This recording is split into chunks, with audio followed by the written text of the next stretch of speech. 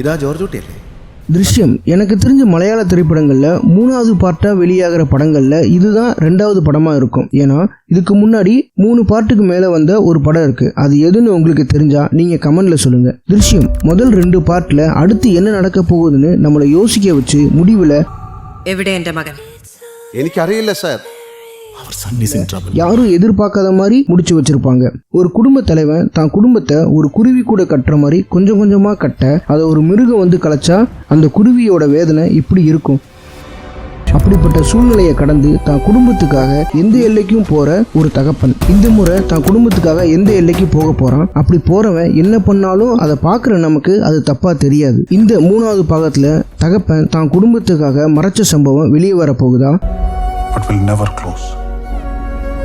സത്യത്തിൽ നമ്മൾ അയാളെയല്ല നിരീക്ഷിച്ചുകൊണ്ടിരുന്നത്, അയാൾ നമ്മളെയാണ്.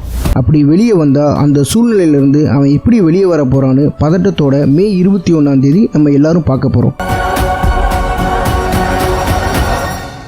இப்போது சின்ன டீசர் ஒன்று ரிலீஸ் ஆகிருக்கு, மிஸ் பண்ணாமல் பாருங்கள். முதல் 2 பார்ட் உங்களுக்கு எப்படிப்பட்ட தாக்கத்தை கொடுத்துருக்குன்னு நீங்கள் கமெண்டில் சொல்லுங்கள்.